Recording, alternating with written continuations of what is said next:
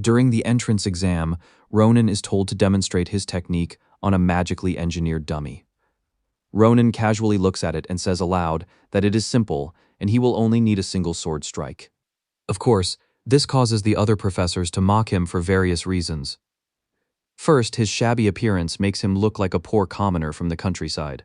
Second, although his target is only a dummy, its defenses are so strong that even the future sword saint and the genius of the capital failed to leave a scratch on it.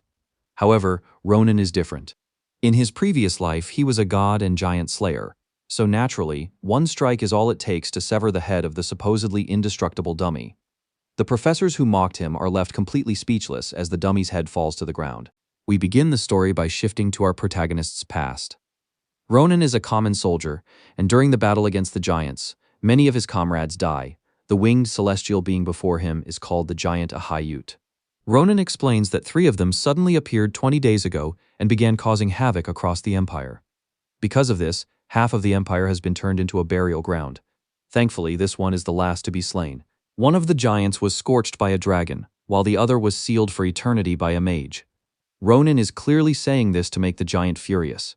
Contrary to his expectations, however, the giant responds calmly, noting that he can sense his brethren and that they died alongside their opponents. Our protagonist's attempt to rage bait the giant ends in complete failure. The giant can already tell that both of them will eventually die because of this skirmish. Still, he admits that if Ronan had more time to master and sharpen his skills, the outcome would have definitely been against the giants. Now it is our protagonist who becomes furious because of the giant's words. The giant acknowledges Ronan's strength, but still declares that this is the end of his world, right before getting his head cleanly severed by our protagonist. With that, Ronan walks away while reflecting on the giant's words. Just days ago, he was casually chatting and enjoying his time with his comrades, but now they are all dead. His comrades and friends were brave to the point of seeming foolish. Despite knowing they could not win, they still chose to fight rather than retreat. This is when our protagonist reveals something puzzling. He does not understand why his sword worked against the giant when even the Empire's strongest swordmaster's aura was easily deflected. Now we understand why a common soldier like him was deployed to the front lines. Still, Ronan can feel his consciousness slowly drifting away. However, a sudden call for help snaps him back to reality. Our protagonist forcefully drags himself toward the sound of the voice. Upon reaching the source, Ronan is surprised to find that the person is still alive, although she is in terrible shape. Even so, she still remains sharp. This baddie is our protagonist's Grand Commander, Adeshan. Seeing her in such a state, our protagonist makes a light remark about it, to which she responds with a polite jabs, insisting our boy should look at himself instead. Becoming a bit serious, Adeshan asks about the giant. Ronan responds by telling her that he killed it himself. Our protagonist is slightly caught off guard as he watches the Grand Commander burst into tears while thanking him. This gives him an idea. As Adeshan listens, our protagonist decides to make a request since she is grateful to him. Well, common soldiers like himself are usually discarded and burned, so he hopes the bodies of his comrades will be treated with respect this time. Adeshan expresses that she might not last long enough to carry out his request, so she insists he should do it himself instead. However, that is when our protagonist begins coughing violently. Well, it is obvious he is a walking corpse and could potentially die at any moment. During the conversation, Adeshan senses the grief in his tone and asks what he plans to do if he survives. Our protagonist admits he has a lot on his mind, but he would really like to attend the academy. This is because what the giant said about developing his skills in time keeps eating at him. In addition, it was one of the wishes of his dead sister, but it obviously does not matter since he could rejoin her at any moment. Hearing this, Adeshan tries to encourage him, but our protagonist simply tells her that he is a lost cause. Deep in his eyes, we can see his regret. But in the next moment, both of them are shocked, because the storm suddenly vanishes and the rain stops. And what follows next is the ground vibrating violently. Suddenly, before them, an 8-winged giant appears in the sky, accompanied by several other giants. Ronan sees this and wonders aloud where they suddenly came from. Adeshan wears the same expression as well. Shockingly enough, she is a regressor, and this is her 3rd attempt, yet she still failed to save the world. Just then, our protagonist's furious shout snaps her out of her thoughts. Ronan insists she pulls herself together and send him up with her magic because he cannot reach them from down here. Our protagonist is obviously a dead man, yet even so, he refuses to go down without a fight and is ready to take down as many bastards as possible. Adeshin watches our protagonist closely and realizes he is the only reason she made it this far in this regression, so she immediately makes up her mind. She calls out to Ronan, and before he can react, she pulls him close and kisses him while using it as a means to pass him a blue magic orb. Our protagonist swallows it and immediately asks what she just gave him. However, Adeshin ignores his questions and begins giving him instructions instead. Ronan does not understand and insists she should at least tell him why she chose him.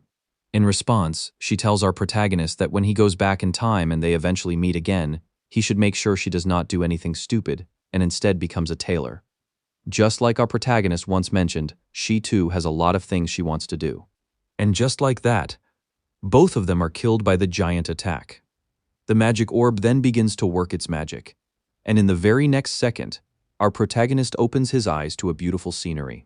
Just like that, Ronan is sent back to his hometown, Nimbutan, leaving him completely shocked, as he has officially been sent back to the past. Meanwhile, our protagonist takes a moment to gather his thoughts. After the Grand Commander kissed him, she explains that what she just gave him is a magic orb capable of turning back time. This is how someone like her, who was once a simple tailor, managed to become the Grand Commander. However, the magic orb only has 4 usages, and she has already used 3 of them. So now she is giving our protagonist her final chance. We already know Ronan's sword was the only thing that worked against that giant. So what she wants him to do is sharpen his skills. From their earlier conversation, she could tell he had the desire and drive to become stronger. This is why she insists he head to the Imperial Academy, because it will definitely help our protagonist grow stronger. Ronan's flashback ends with the Grand Commander insisting that our protagonist make sure she becomes a tailor again. Back in the present, everything feels real to our protagonist. Still, he refuses to believe it and hopes he might just be dreaming. But then again, if he really has been sent back to the past, it means he can see his elder sister again. In the next scene, Ronan can be seen running through the crowded streets. He is obviously excited, but then something catches his attention. He spots a group of guys bullying someone. Our protagonist decides to ignore them at first, thinking that some things never change. However, something else catches his attention. The boy being held upside down on the tree is not tied with a rope, but with magic. Our protagonist points out that magic users like this are valuable on the battlefield, and he never expected one to appear in his hometown. Meanwhile, the guy with the girlish face is anxious because, at the rate things are going, something bad is definitely going to happen. The boy being held upside down insists he doesn't have any money because his mother's treatment this month was expensive. In response, the gang leader reveals that he doesn't care about his mother's health before starting to beat the boy out of anger. Turning to the red-haired boy, the gang leader orders him to lift the boy even higher to the top of the tree. However, the boy tries to explain that he can't because he's afraid an accident might happen. This makes the leader furious as he tells Azel to shut up and do as he's told if he doesn't want to end up the same way. Azel begins to wonder how things ended up like this. The only reason he learned magic was to help people. He desperately wants to refuse, but the poor guy is far too scared. This is when our protagonist enters, smacking the back of Azel's head with a stick while insisting he stop. As a result, the magic is released, and the boy collapses to the ground. The group leader immediately becomes furious on the spot, but Azel quickly tries to explain that he didn't do it on purpose. Ronan speaks up, insisting the guy shouldn't worry about trash like the blonde idiot. Our protagonist reveals that he wants to ask him some questions while completely ignoring the blonde guy's tantrums. First, our protagonist asks how Azel managed to learn telekinesis. He explains that he taught himself using a grimoire he bought. Our protagonist is impressed and surprised that the guy managed to learn magic despite using such a cheap grimoire. Anyways, his thoughts are interrupted by the blonde guy, who finally snaps after being continuously ignored by our protagonist. It turns out he once lost to our protagonist, and he believes this is the reason Ronan is acting up. And so, he charges at Ronan with his sword. Our protagonist calmly analyzes the guy. His posture and swordsmanship is terrible, but because he's naturally strong, that's the only reason he's feared around here. But to everyone's surprise, our protagonist easily dodges the attack. The blonde guy can't believe he missed. Meanwhile, our protagonist thinks to himself that his younger body is just as he expected. Combined with his experience, our boy refers to this as battle sense. Seeing this, the guy tries to play it off as luck. Our protagonist replies that for someone as unlucky as himself, he indeed feels lucky today. The blonde guy fails to understand the hint and instead insists our protagonist kneel and beg for his life, before adding that he'll only leave here with one arm. However, the fool crosses the line when he mentions our protagonist's sister. When our protagonist asks what he just said about his sister, the fool shamelessly admits she has a killer body and says she makes him horny. Ronan moves immediately without hesitation. The blonde guy's ear is severed on the spot. The guy instantly screams in pain while his subordinates are left in complete shock. Meanwhile, Ronan approaches him with a darkened expression, asking if the bastard wishes to die. The bullies are still wearing shocked expressions, not because our protagonist cuts off their boss's ear, but because he does it using only a tree branch. Ronan turns his attention to them, kicking their boss around like trash. He insists they take him away before they end up like him. However, they should leave behind the money they stole and also compensate him for ruining his mood. Later, our protagonist hands a sack of gold coins to the bullied boy. The boy tries to point out that the money is far more than what the bully took and that he can't accept it, but Ronan refuses, noting that the boss's sword alone is enough payment for him. Hearing this, the boy thanks our protagonist. However, both boys notice Azel is still standing there, obviously wanting to say something. Azel manages to mutter an apology. The boy breaks down, noting that he wanted to refuse, but he was so scared that he couldn't do anything. Both of them watch as he continues apologizing profusely. Anyways, the bullied kid notes that Azel's reaction is exactly the same as when he was first brought there. He says he saw Azel crying when the bully and his group dragged him over. What he is trying to say is that he understands Azel's situation, adding that both of them couldn't do anything to stop the bully. So the boy shouldn't feel like the entire thing was his fault. Before leaving, he adds that he truly appreciates Azel's apology. Now both Ronan and Azel watch him leave. Meanwhile, our protagonist observes Azel closely. He smirks, thinking the boy isn't bad after all. Ronan then asks if he remembers what they discussed. When Azel responds positively, Ronan insists they meet there again 4 days from now.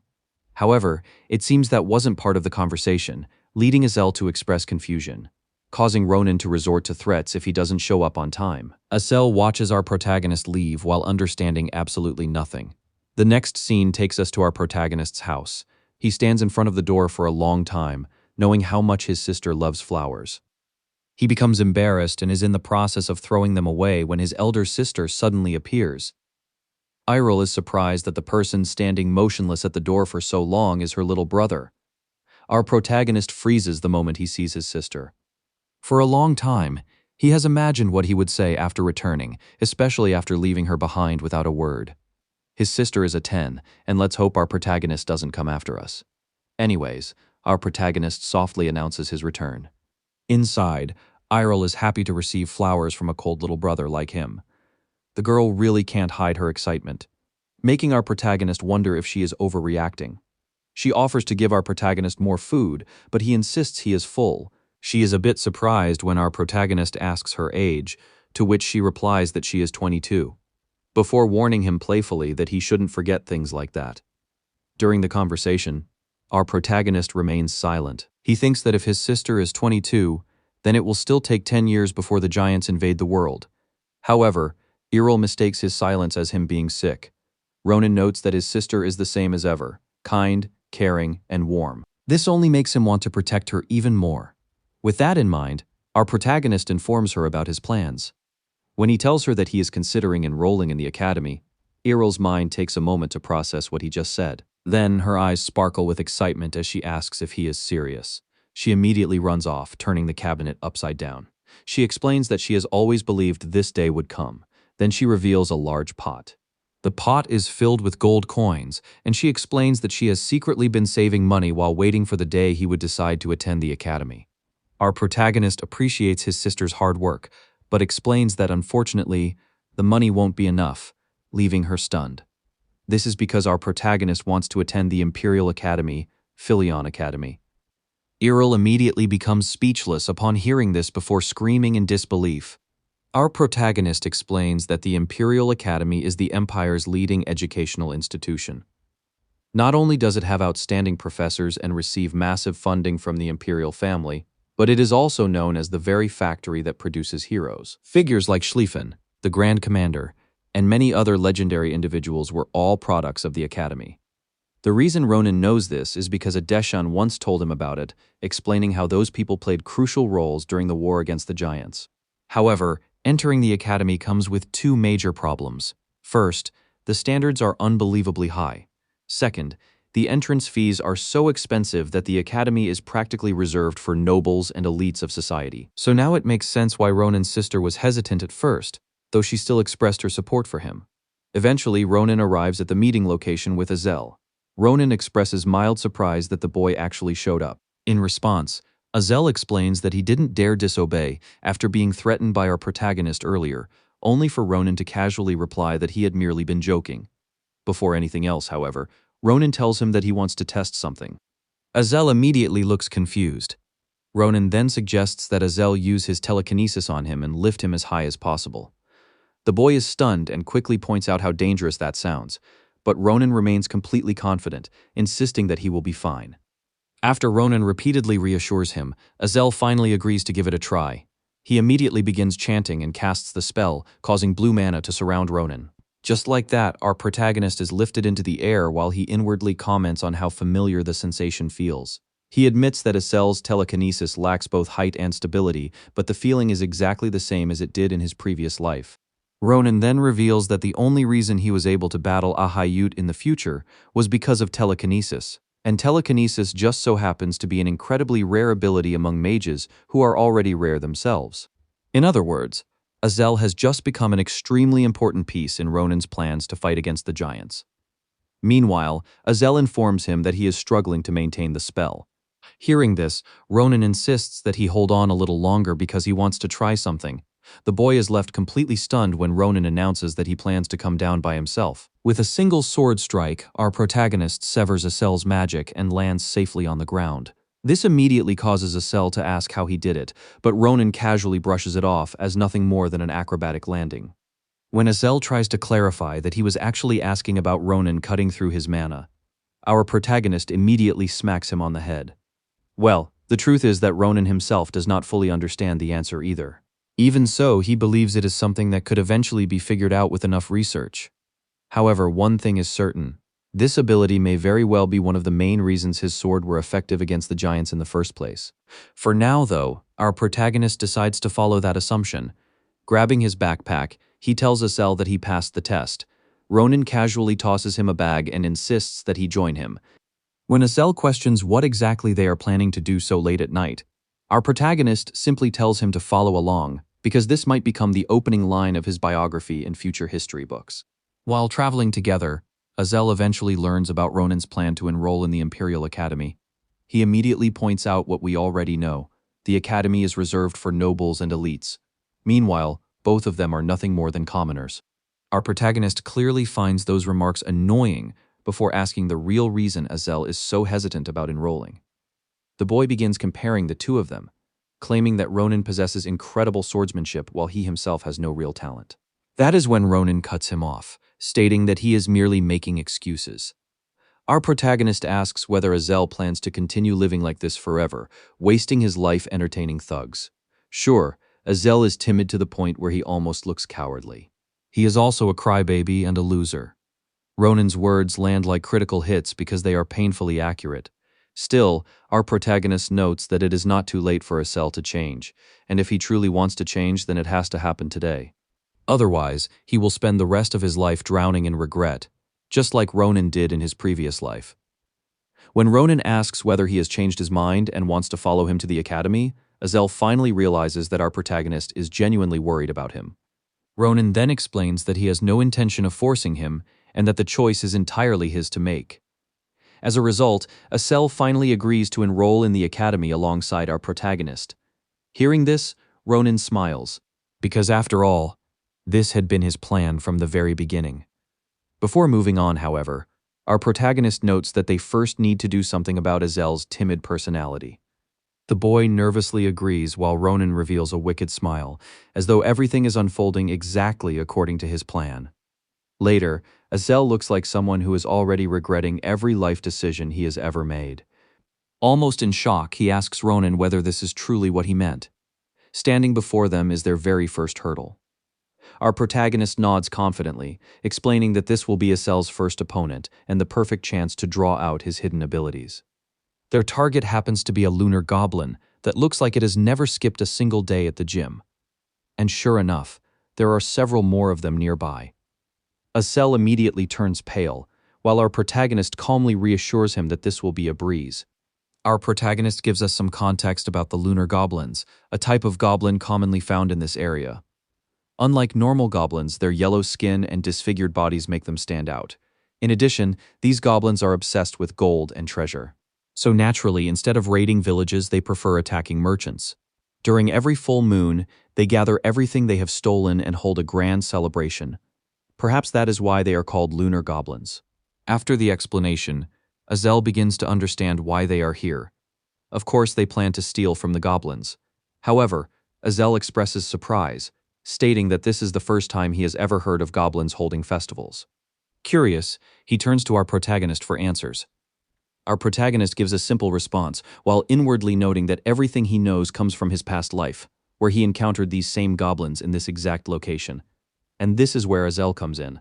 Ronan wants him to use his telekinesis magic to move the treasure into their backpacks. The poor guy immediately thinks the task sounds difficult and wonders what will happen if he accidentally wakes the goblins up. Our protagonist states the obvious, saying it would be really bad. Because of this, Asel refuses to do it, but Ronan points out that he is acting like a coward again. He then explains that two things are needed to enter the Imperial Academy. The first is obviously money to cover the insane tuition fees.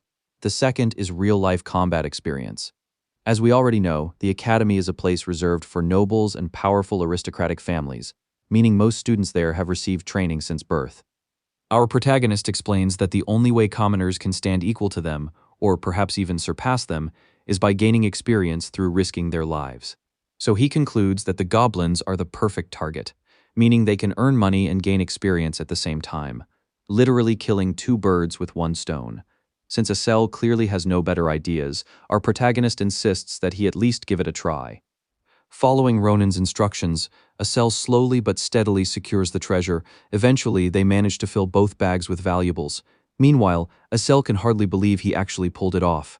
Our protagonist thinks to himself that although Asel lacks confidence right now, he is certain the boy will improve quickly once he gets used to situations like this. In his eyes, he may have just found the perfect minion. Since they are done, our boy insists that they leave immediately. Asel expresses surprise that everything ended so smoothly, but our protagonist points out there was never much to do in the first place. Things should have ended peacefully, but suddenly loud noises echo from the forest. This causes our protagonist to wonder what kind of idiot would create such a ruckus in the middle of the night. Unfortunately, the noise wakes one of the goblins from its sleep. The moment it turns around and sees the treasure chest empty, it immediately alerts the rest of its companions. Just as the goblins begin wondering how the treasure chest became empty, one of them suddenly turns toward our protagonist's location. Unfortunately, they are caught red-handed, and both boys instantly realize that they are completely screwed. The goblins immediately charge toward our protagonist and Asel. Asel's heart practically drops, and he looks like his soul has already ascended. Contrary to him, Ronan calmly comments that he expected this to happen. Ronan prepares himself to fight, but Asel desperately insists that they abandon the gold and run away. Ronan flatly rejects the idea because this treasure is the only way a broke group of commoners like them can ever hope to afford the Imperial Academy. Now that the goblins are closing in while Asel continues panicking, our protagonist calmly observes his sword. Only now does he realize that the longsword he took from the bully is made from cheap steel. Regardless, our protagonist estimates that with the sword's weight and durability, it can probably withstand about 15 attacks at best. But there are 30 goblins in front of them, which means he needs to use every strike carefully. So the moment several goblins step within range, in one swift and clean motion, our protagonist effortlessly slices off the heads of 3 goblins at once. Meanwhile, Asel is left wide-eyed after witnessing the scene. And just like that, only 14 strikes remain. The next chapter begins with our protagonist killing the final goblin. Meanwhile, Asel is left in complete shock, unable to believe what had just happened. Not only did our protagonist casually cut off the heads of 3 goblins with ease, but when the remaining goblins rushed toward him, he moved in a flash before slicing off the head of the last goblin. Our protagonist snaps him out of his thoughts, causing Asel to quickly apologize for spacing out. However, our protagonist insists there is nothing to apologize for and suggests they head home instead. On the way back, Ronan begins experiencing muscle soreness, while Asel can only complain inwardly about how heavy the bag is. Well, it is obvious he is still a teenager and still growing. Because of this, our protagonist plans to set aside some time to work out once he gets home. Just then, Azel asks about the shout they overheard earlier. Our protagonist thinks about it for a moment before admitting he has no idea who those crazy bastards were. Unbeknownst to them, someone is aiming an arrow at them. The first target is Asel, and just inches before the arrow could hit, our protagonist reacts instantly and catches it in time. Asel looks as though his life flashed before his eyes. In contrast, our protagonist is furious at these insane bastards. Meanwhile, the one responsible for firing the arrow, along with his companion, merely expresses shock that they almost hit someone, and children at that. That reaction alone only makes our protagonist even more furious. Still angry, our protagonist watches as the two men approach them while apologizing. Although they claim they mistook them for monsters, their eyes are far more focused on the bag filled with gold and treasure. Midway through their statement, Ronan cuts them off, pointing out that they are not even trying to hide their intentions. He then directly demands to know who the two bastards are. Both men can immediately tell our protagonist is far from a normal teenager. So one of them steps forward, pretending it was his fault for not introducing himself properly, while secretly pulling out a knife. In the very next second, he suddenly moves to kill our protagonist. However, our protagonist instantly grabs his hand and follows up with a direct punch to the face, causing the attacker to cough up blood. Seeing this, the man's partner immediately charges toward our protagonist from behind. Azel reacts at once and uses his telekinesis. The man freezes in place just inches away from striking our protagonist. Frustration quickly spreads across the attacker's face. Meanwhile, Ronan praises Azel, noting that he did a great job. Then he takes the man's blade and delivers several cuts across his body.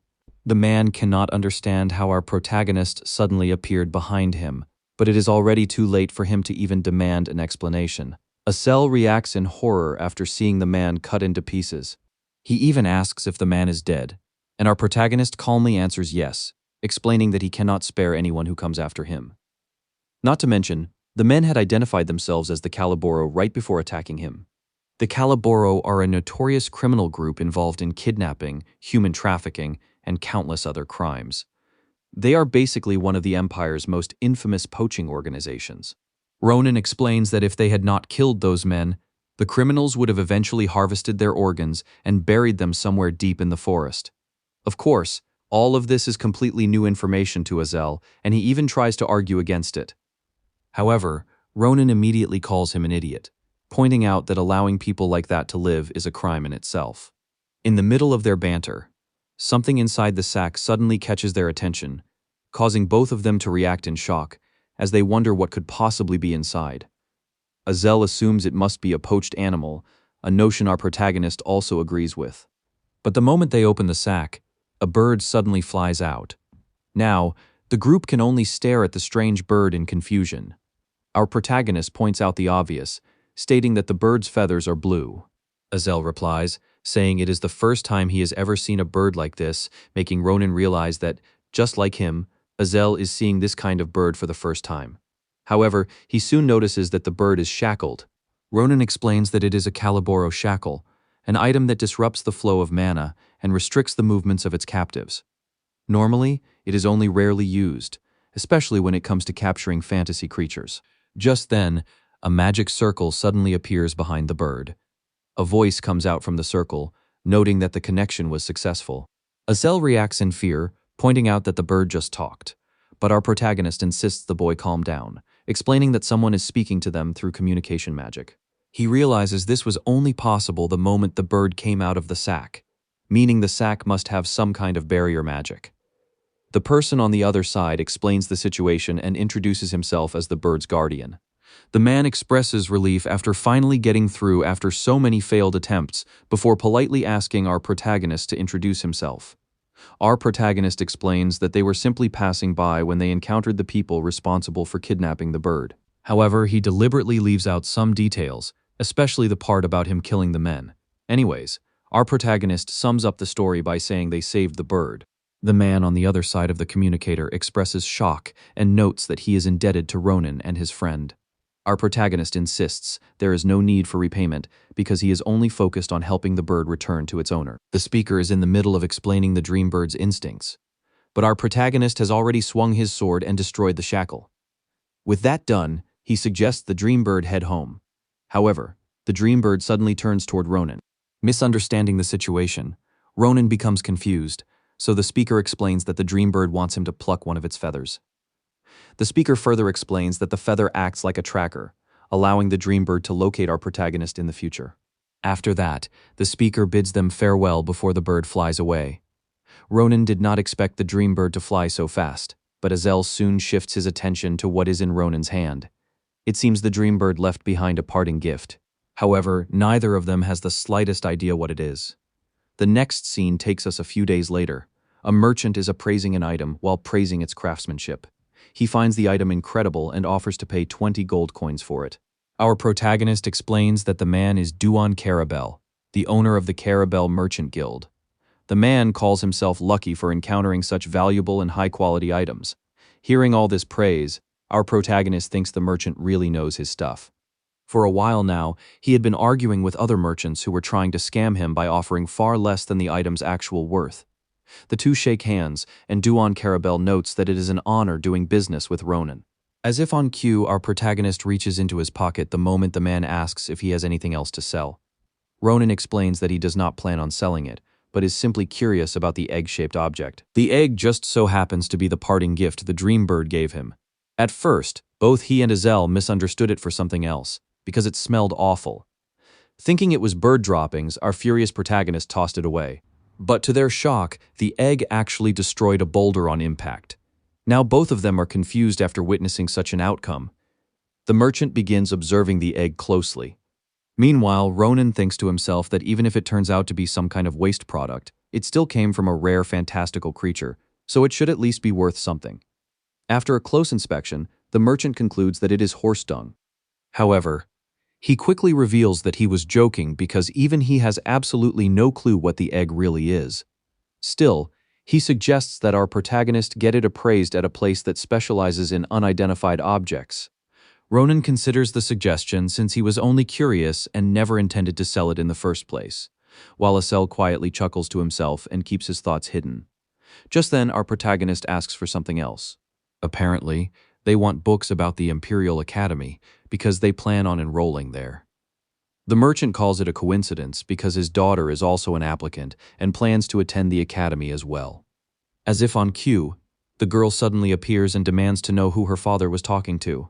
Our protagonist turns to face her, while the merchant explains that she is Maria, his only daughter. For a brief moment, our protagonist is completely taken aback. From his reaction, it seems he knows something about her. Anyways, Maria's father explains that he was simply doing business with our protagonist.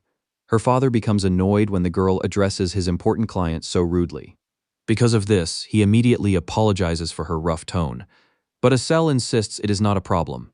Azel was about to suggest to Ronan that now would be the perfect time to leave, but the guy suddenly comes face to face with Maria and demands to know if she is really Maria. The moment he mentions whether she has Sen as a middle name, she expresses surprise and naturally asks how he knows that. This causes our protagonist to become thoughtful as he states that she looks like someone he once knew.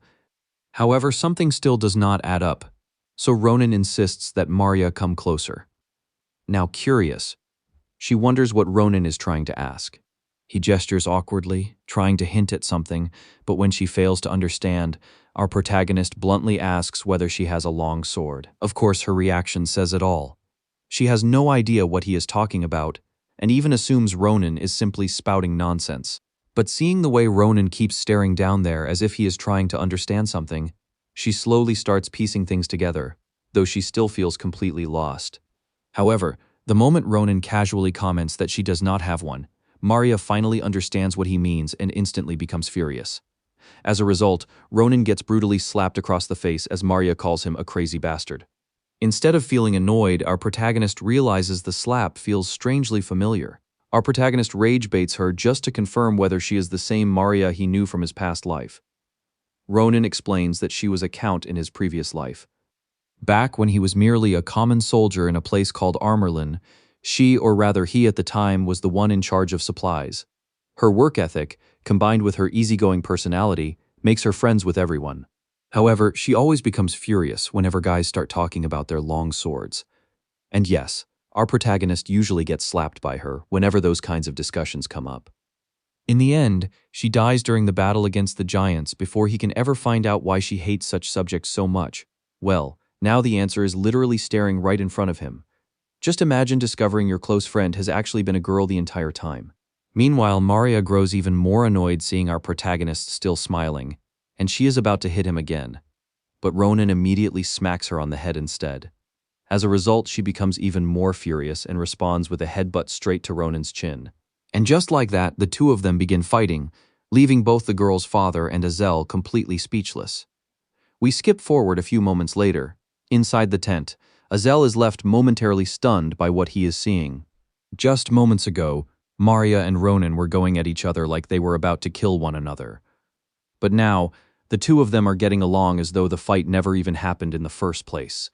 Anyways, they begin discussing swords and a magic wand. When Maria wonders why Ronan needs 3 swords, especially since they would be heavy to carry, he explains that he uses swords differently. Hearing his explanation, Maria suggests he use a black iron sword. Black iron is incredibly sturdy, and is a weapon many renowned knights desperately crave. She is certain our protagonist would never break it, no matter how hard he tries, something Ronan silently confirms, because this is the exact type of sword he used in his previous life. Maria then shifts her attention toward the magic wand and asks Azel if he is really a mage. He confirms it and reveals that he is a telekinesis-type mage. Of course, Maria is shocked. She explains that with talent like that alone, he could easily secure a scholarship. Now, she turns toward our protagonist. Apparently, the practical exam is different for them, because they need to demonstrate their techniques. She is surprised Ronan does not know this already. So Maria explains that the practical exam is essentially a stage where candidates attempt to impress the professors with their skills. Furthermore, she highlights that there are 2 exams in total. The theory exam is somewhat difficult, but nowhere near as difficult as the practicals. From her explanation, Ronan understands that passing the practical exam is basically the key requirement for enrolling in the academy. Normally, for swordsmen like them, most noble candidates showcase their family's secret techniques. However, our protagonist suddenly stops her the moment she casually mentions mana, as though it were something basic. Her eyes widen when Ronan asks if kids their age can already use mana, even if they are not mages. After giving a brief explanation about mana and how sensing it is a basic requirement, she suddenly pauses mid-sentence as she realizes from Ronan's expression that this is completely new information to him. Now she is even more shocked that our protagonist cannot even sense mana. Worse yet, Ronan asks whether mana and aura are somehow similar. Maria honestly feels helpless, just thinking about how someone like Ronan seriously wants to enter the Imperial Academy. As a result, she suggests that our protagonist follow her outside, which immediately catches him off guard. She also asks to borrow his swords. Our protagonist instantly warns her not to damage them. Maria reassures him, stating that if she damages even 1 sword, she will compensate him with 3 new ones. With that, she seriously insists that Ronan follow her because she wants to give him special training. Before we proceed, mana is explained as the root source of natural power. The simplest way to imagine it is like air itself. However, that does not mean everyone has access to it. Before someone can perceive mana, they first need to sense the mana within themselves. To reach this stage, training, innate talent, and various other factors all come into play. Furthermore, it usually takes at least a year of brutal training before someone can finally unlock mana sense. Now, candidates who wish to enter the academy have already passed this stage, meaning they only enroll after unlocking and mastering their mana techniques. To summarize, it is incredibly difficult for someone like Ronan to enter the academy. And Maria adds that he does not even know the difference between aura and mana, yet he still dreams of entering the academy. Eventually, she explains that aura is a type of mana, but the gap between the two is like the distance between heaven and earth. While it takes a minimum of 1 year to unlock mana sense, aura requires over 10 years of insane effort. And even then, very few people manage to obtain this innate power. Come to think of it, our protagonist has actually met aura users in his previous life. Although they are incredibly strong, they still die in the end. Maria pulls him from his thoughts, believing Ronan will learn far faster through practice rather than explanations. Ronan does not expect much from Maria's younger self. But in the very next second, With a single dash, she appears right in front of him. Recovering from the shock, he immediately blocks her sword strike. Still, he is not that surprised. Ronan pushes Maria back with a single swing of his longsword. In his mind, he is genuinely surprised that Maria's younger self can exert such tremendous force, especially as a dual sword user. Since he cannot see or sense mana, he wonders if this is some kind of mana technique. Meanwhile, Maria herself cannot understand what is happening. She had been certain she could end everything in a single strike. After all, she is seriously using mana in this fight. Her goal was simple: force our protagonist to willingly surrender and avoid humiliating himself during the exam. Yet despite using mana, she is the one being pushed back by Ronan, who is not even relying on mana at all. Noticing her hesitation, Ronan suddenly asks why she seems distracted. Before she can respond, he shatters her guard with another swing of his longsword. Our protagonist may not be able to use mana, but his battle sense is exceptional. Bringing his sword down again, he calmly advises Maria to dodge instead of trying to block the attack. Fortunately, she steps back just in time, her eyes widening in shock at the sheer power behind the strike, immediately creating distance. She mutters that something terrible would have happened if she had hesitated even a little longer. At this point, she can confidently tell that Ronan is far from normal. To that, our protagonist casually replies that she is the same. After exchanging compliments, Ronan suggests that she fix her center of gravity, explaining that it would greatly improve her movements. Maria flies into a rage when she realizes the protagonist is walking away, under the impression he's already won.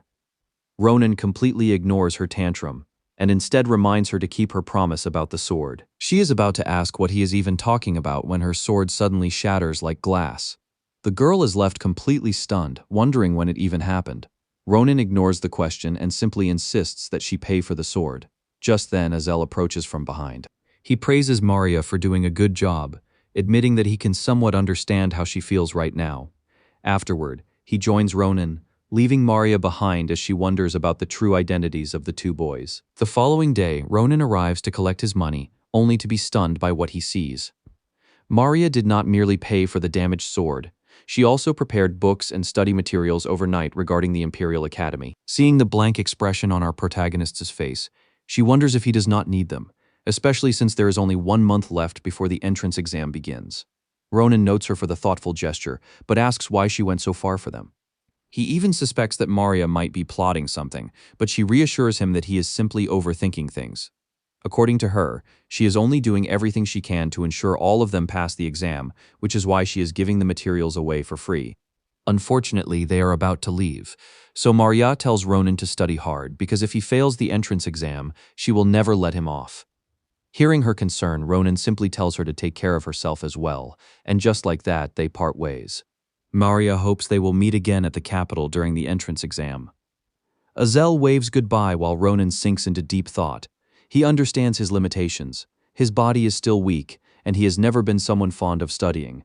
Even so, the feeling is not unpleasant. In fact, he finds himself excited to begin right away. From that point onward, Ronan's life turns into a strict routine. Every morning he eats as much as he possibly can. Even his sister is shocked by the absurd amount of food he consumes. Those calories later become fuel for building his stamina and strength. And by building strength, our protagonist is literally hunting monsters non-stop, to the point that there are barely any monsters left near his hometown. Of course, he cannot neglect studying either. Ronan constantly complains, especially when wondering why he even needs to learn the dining etiquette of the North. Regardless, an entire month soon passes. And now, we shift to the main part of the story, the capital city of the Kingdom of Valen. As we already know, the Imperial Academy is located in the very center of the capital, within the White Tower district, a city within a city. Meanwhile, Azel acts like a complete country bumpkin, openly admiring the capital and calling it a masterpiece. Ronan cuts him off, asking why he is standing in the middle of the street instead of moving. He insists they hurry before they end up late for the exam. Azel quickly starts apologizing but suddenly stops mid-sentence.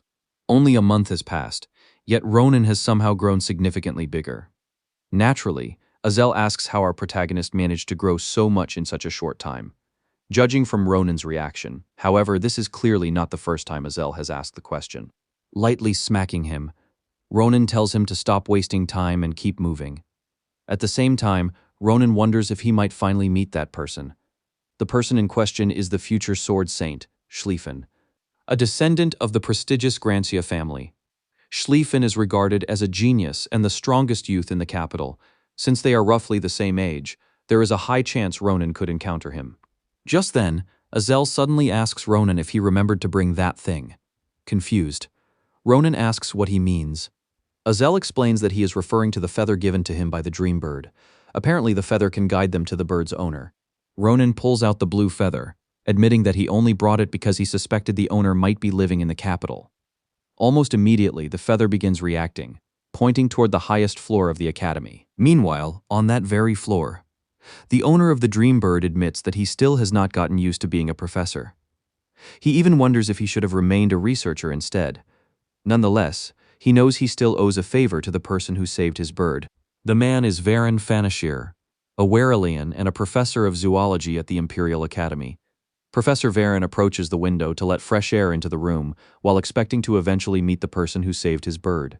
But the moment he opens the window, he is greeted by Ronan's ominous face staring directly at him. Both the dream bird and Professor Varen instantly freeze in place. After letting out an ear-piercing scream, Professor Varen demands to know the identities of our protagonist and his friend. Not to mention, they had entered through the very top window of the building.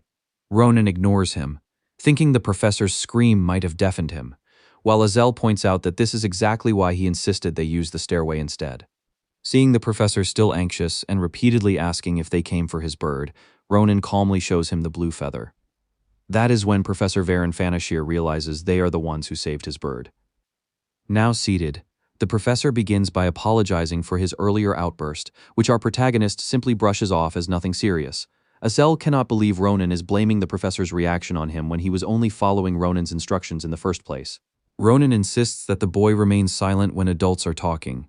Anyways, Ronan expresses surprise. He never imagined the owner of the dream bird would be a Werelian and also a professor at the academy. Professor Varen mirrors his tone, noting that if he had known beforehand that Ronan was an applicant about to take the entrance exam, he would have written him a recommendation letter. Unfortunately, nothing can be done about it since the exam starts today. Still, Ronan does not seem concerned.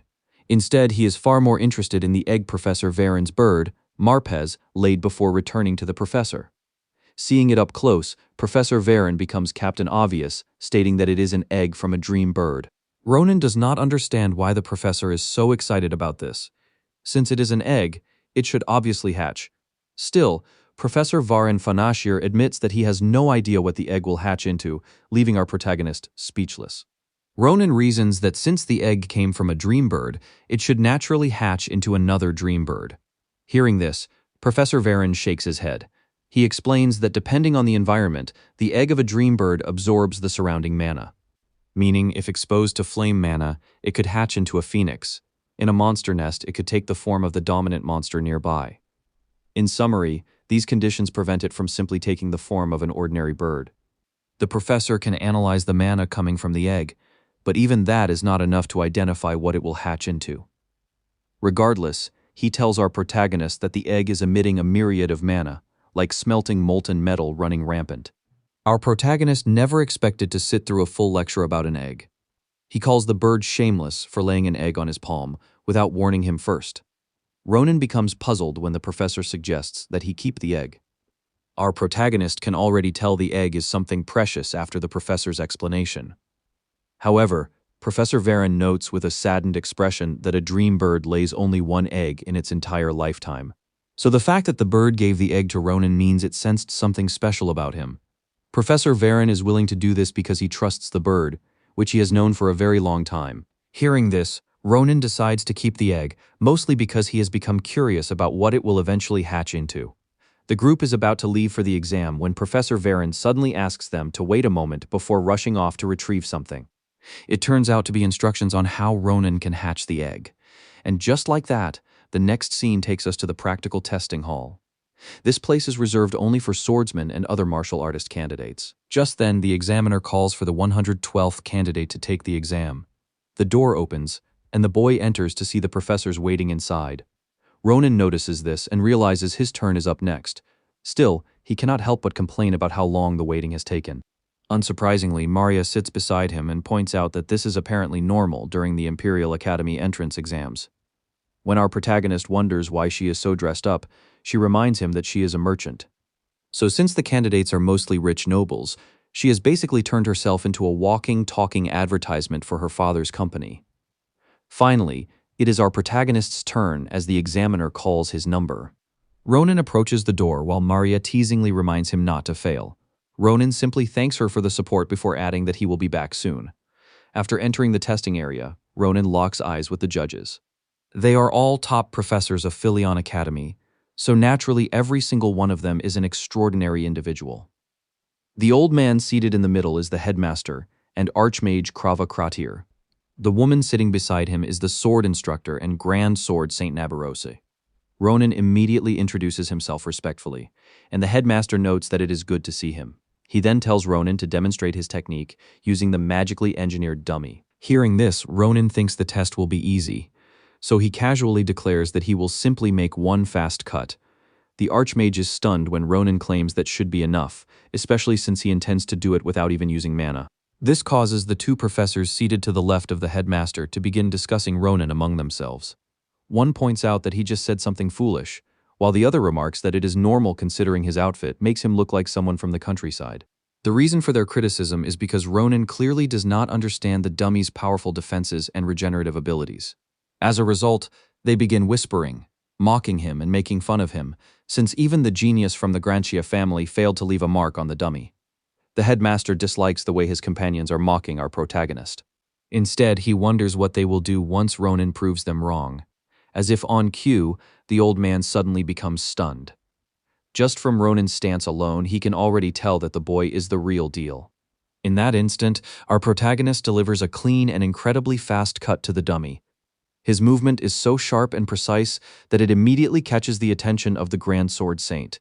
Seeing their stunned reactions, our protagonist calmly points out that he is finished. However, the two foolish professors still do not know what to make of such a cheap and seemingly simple performance. One of them even manages to maintain his mocking expression. But he immediately pauses after noticing the principal's expression. Suddenly, Nabarose rises from her seat and charges straight toward Ronan. Ronan sees the attack coming but chooses not to react, as Nabarose stops her sword mere inches from his neck. When our protagonist questions the sudden attack, she coldly demands that he explain himself, especially who taught him that swordsmanship. Ronan immediately asks what she means, prompting her to rephrase the question. Instructor Nabarose asks if Ronan saw her movements just now, and he nods, admitting that she was impressive. Apparently, she did not simply dash straight at him. She had swung her sword 3 times within a single second.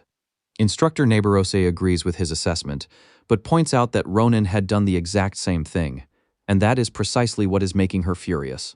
She asks Ronan if he thinks he can deceive her, because from her perspective, he intentionally made only 2 quick cuts before deliberately slowing down the final slash so everyone could see it. To her, it looks as though he was making fools out of them all. The headmaster simply sits there silently, as if he wants no involvement in something he might later regret. The previously arrogant professors also remain quiet. In Ronan's mind, however, the instructor is deeply misunderstanding the situation. The only reason he slowed down the final slash was to adjust his strength because he was worried about breaking his sword. But if he explains that misunderstanding to the professor, anyone can guess what would happen next. Nonetheless, Instructor Nabarose leaves after adding that she will remember his face. Our protagonist is left stunned and confused as she coldly swears that she will personally teach him swordsmanship. The headmaster mirrors Ronan's expression, silently wondering what Nabarose meant by teaching him personally. He even begins to wonder if she intends to make Ronan her disciple. Because of that, the headmaster decides to pay close attention to Ronan while telling him that he did a great job. Usually after the test, they ask a simple question. The answer does not have to be direct, so applicants are free to express themselves however they like. Thus, he asks Ronan what he wishes to learn once he enrolls in the academy. Ronan ponders for a moment before finally answering. After thinking briefly, he declares that he wants to learn how to live without regrets. Of course, the headmaster is stunned by his response. With that, Ronan is dismissed and leaves the testing hall. Meanwhile, the headmaster continues reflecting on Ronan's answer. His expression leaves the foolish professors confused about why everyone is acting so strangely. First, it was instructor Nabarose and now the headmaster. When they ask if there was something special about what Ronan did, the headmaster does not respond. Instead, he simply looks toward the magically engineered dummy. Now, the two foolish professors are left in complete shock. What even the sword genius failed to leave a mark on is cut cleanly apart by Ronan. Now they finally understand the sword saints and the headmaster's behavior toward him. Speaking of Ronan, he hasn't left the professor's testing area. As he reflects on his encounter with Nabarosi, he recalls how she seemed to come straight at him. Yet even now, he still wonders whether, in his previous life, he would have been able to go up against someone like her. Ronan admits to himself that he once believed he had seen his fair share of hardships, but encountering the sword saint makes him realize that he still has a long way to go. That thought immediately reminds him of the Grand Commander. As he leaves, he concludes that she was right, and that coming to the Imperial Academy was indeed the correct decision. Now comes the written test. Our protagonist believes it will be a breeze since he has been reading Murray's materials non-stop. But immediately after the written exam, our protagonist realizes that he is completely screwed. Both Azel and Maria notice his expression and are left speechless. Maria explains in disbelief that the fact Ronan could not answer even half of the questions is unbelievable, especially considering that every single question came directly from the materials she gave him. That is when Azel explains that Ronan had apparently forgotten his backpack after gathering the materials. Now Maria is left gritting her teeth in anger, wondering if this should qualify as a record for the stupidest person alive. Regardless, she insists that our protagonist cheer up because the practical exams carry far more importance than the written exams. Just then, a magic circle appears. One candidate points out that they are about to announce the rankings. A list containing the names of all the candidates who passed immediately appears in the air. Although there are many names, Azel and Maria eventually spot theirs on the list. Of course, that means both of them passed. Maria cannot believe that Azel ranked first in the theory exam for mages. Although the list also shows that two other people tied for first place with him, Maria still proudly declares that her cute Azel is amazing, while he shyly explains that he simply got lucky. Finally, the group turns toward Ronan. His expression says it all. It is obvious that he failed to make the list. However, both of his friends find that impossible. After all, they know just how strong he is. A furious Maria insists that he open his eyes and check again, only for Ronan to explain that he has already checked twice. Suddenly, a phoenix descends from the sky, immediately capturing the attention of every candidate present. When Ronan asks about the flashy display, Maria explains that it is apparently reserved for each department's salutatorian and is delivered through the glory phoenix. The bird instantly releases blazing flames. Our protagonist simply stands there like an idiot as one of the flames heads directly toward him. After the same dramatic display, everyone is shocked to discover that our protagonist is the salutatorian of the martial arts department. He ranked first in the practical exam while simultaneously ranking dead last in the theory exam. Of course, that means he passed the exam after all. Maria teasingly comments on the irony of him ranking dead last in the written exam while taking first place in the practicals. Ronan expresses relief upon hearing this, but his mood immediately changes. Because if he took first place, that means the person who was supposed to become salutatorian lost to him. Predictably, the person who took second place begins approaching Ronan, causing him to freeze as he already imagines the guy is definitely going to cause trouble. The boy in question happens to be the future sword saint, Schlieffen, the genius swordsman of the capital. So yes, things are about to get messy. Anyways, some of the candidates express shock upon seeing the Empire's rising star. Maria notices this and assumes Schlieffen has come over to chat, while Ronan immediately thinks this is going to be troublesome. He explains that Schlieffen is the type of person who absolutely cannot stand anyone surpassing him in swordsmanship. Trying to avoid the situation, Ronan claims he has no idea what the guy is talking about. Schlieffen can tell he is lying. Demanding an explanation, he questions Ronan, but Ronan simply shrugs, still insisting he has no idea what he means and telling him to leave. Gripping his sword, Schlieffen seems to make up his mind. In the next second, he attacks Ronan, but Ronan blocks just in time. Our protagonist is caught off guard by the sudden strike, causing both of his friends to express concern. Schlieffen then points out that if Ronan truly was not the salutatorian, how did he react instantly to the attack? Now the rest of the candidates realize what is happening and predict that a fight is about to break out. Sure enough, Schlieffen insists that Ronan stop holding back, while Ronan curses him as a crazy bastard. Since that is what he wants, Ronan tells him he will come at him with everything he has.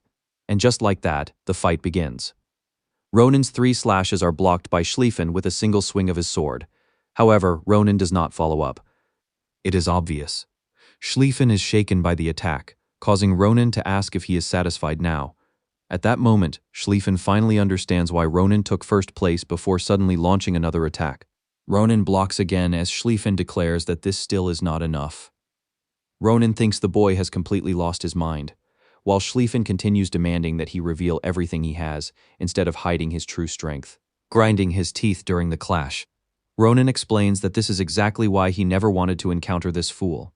At the rate things are escalating, Ronan realizes Schlieffen might soon begin manipulating aura. His aura technique, Tempest Sword, is a technique capable of creating violent tempests from a single slash. Ronan notes that he cannot handle such power at his current level. As a result, he quickly changes tactics. Thinking Ronan is trying to flee, Schlieffen becomes furious. He charges forward, and at the same time, Ronan attempts to use Azel as a shield.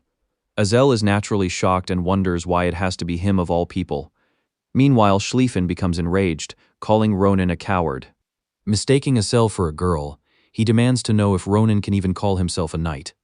However, Azel immediately corrects him, stating that he is actually a guy. Apparently, this was all part of Ronan's plan. Since Schlieffen loves playing the hero, he would naturally try to protect the weak. Ronan seizes that opportunity and punches him straight in the face. Before Schlieffen can recover, Ronan immediately grabs both of his friends and runs off, leaving the stunned swordsman behind. Just then, a group of people finally arrives, apparently only showing up after the fight is already over. However, the moment the bald man sets his eyes on Schlieffen, he becomes startled and demands to know who dared strike his lord. In response, Schlieffen dismisses the remark and reminds them to speak informally to him because he entered the academy as a commoner, not as a member of the Grancia family. Furthermore, he explains that there is no need to go after Ronan since it was a fair fight. He is about to continue speaking when something else catches his attention. Schlieffen expresses shock after noticing that Ronan actually cracked his sword, a blade forged from the highest grade mithril. At first, he thought Ronan was nothing special, but to think he managed to do this much while wielding an inferior sword is truly impressive. Now Schlieffen becomes genuinely interested in Ronan and promises to remember his name. The following day, we are taken to the outskirts of the capital city, inside the Shimo forest.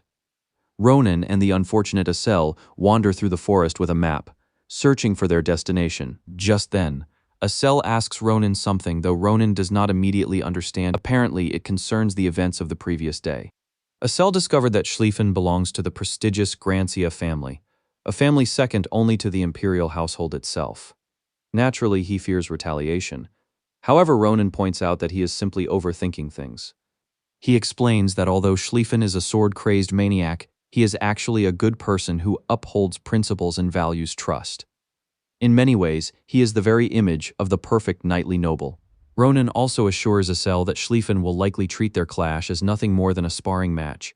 Otherwise, both of them would already be behind bars.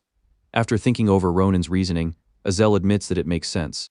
More importantly, they finally arrive at their destination, a mana vein, exactly where Professor Varen's map led them. The location is known as Fernando Spring. Before they proceed further, it is explained that mana naturally drifts throughout the world and occasionally gathers into a single concentrated point, forming something like a magical puddle. This phenomenon is known as a mana vein. Because of it, the surrounding environment absorbs mana over time. A simple herb can transform into a high-grade medicinal plant, while an ordinary stone can become a mana stone. After hearing the explanation, Ronan notes that the value of a mana vein is enormous, which is why many people attempt to monopolize them. In other words, Professor Varen allowing them to use this place freely just to hatch the egg proves how unbelievably generous the man truly is.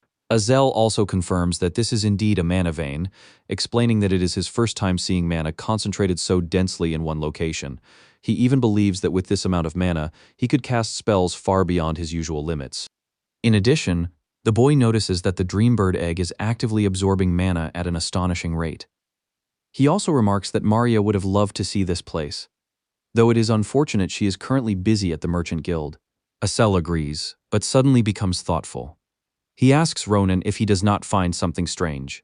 Remembering Professor Varen's explanation, Azel points out that if a mana vein exists here, then it should naturally attract countless fantastical creatures to the spring.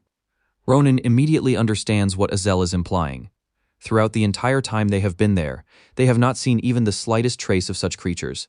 At that moment, our protagonist realizes he has overlooked something and become far too relaxed. Azel does not understand why Ronan suddenly starts complaining. In response, Ronan simply warns him to stay alert, because somewhere nearby he can smell blood. And now he finally understands why no creatures are approaching the spring. Azel expresses confusion when Ronan mentions the smell of blood. In response, Ronan tells him that the same people have come to visit them again, and by the same people, he means the same group from the previous chapter. Suddenly, several attacks are launched in their direction. Ronan effortlessly blocks them, cutting every projectile out of the air. At the same time, something about the arrows feels familiar to him, especially after he takes a closer look at the arrowheads. To explain this, Ronan recalls his days as a soldier. One of his comrades addresses him as captain while asking for his opinion on the arrows. The man proudly explains that arrows like those are special and powerful enough to blow apart an orc's head. Ronan watches him boast as though he is performing on stage. The entire group bursts into laughter, while Ronan, slightly irritated, questions how the man can be so proud of using such methods to hunt monsters. In response, the soldier reveals that the people who used those arrows for illegal hunting were extremely successful. And those people just so happen to belong to the elite organization known as the Calaboro Bloodhounds. With that in mind, Ronan immediately concludes that the people attacking them now are also from Calaboro, but unlike the weaklings before, these are Bloodhound-ranked members. Realizing this, he heads deeper into the forest while warning Azel to hide if he does not want to get hurt. Before Azel can even ask what is happening, Ronan suddenly dashes into the forest with terrifying speed. Meanwhile, the group is left shocked that Ronan casually cut down their mana-infused arrows. Seeing him rush toward them with bloodlust in his eyes, one of the men immediately orders the others to scatter and attack him from different directions at once. As expected, Ronan acknowledges their quick judgment and teamwork, noting how different they are from the small fry he dealt with earlier. Knowing they will be troublesome opponents, Ronan suddenly stops and asks if they do not recognize one of their own allies. The entire group becomes confused. Seeing that he has successfully caught their attention, Ronan reveals a wicked yet satisfied smile. He then boldly declares that he is the youngest bloodhound from the Damus branch, also known as a Hayut. Naturally, the group doubts his claim. One of the men even becomes furious when Ronan casually asks if he does not believe him. Hearing the man throw a tantrum, Ronan confidently tells him to ask the wolves from their branch. He then warns the man not to assume everyone behaves like he does, mocking him further by calling him a feral dog. Of course, the man instantly loses his temper after hearing such insults from someone he sees as a mere child. As a result, he grabs Ronan and resorts to threats. Ronan calmly gestures that he meant no offense, casually reminding him that assaulting fellow members is forbidden before adding that fools like him never end well. Our protagonist is incredibly skilled at provoking people. One of the man's comrades quickly steps in, asking if he is really about to lose his cool because of a child. Not to mention, Ronan has already demonstrated knowledge about their rankings, something only actual members would know. Acting more reasonable, the man suggests calling their captain first for confirmation. He points out that if Ronan truly belongs to the Damus branch, causing trouble with him could create serious problems between branches. Almost as if on cue, a man suddenly approaches and questions why the group ignored his order to remain silent and stay on standby. Everyone turns toward him and immediately realizes it is the man of the hour, Vume, the wolf captain of the Demire branch. The man grabbing Ronan quickly lets him go.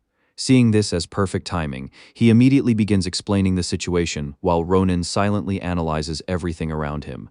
For the captain to be here personally, it means the entire group is gathered in one place. So when the captain asks if Ronan truly is a Hayut from the Damus branch, Ronan confidently confirms it. The captain finds it suspicious, especially since this territory belongs to their branch. That is when Ronan suddenly reveals a wide grin.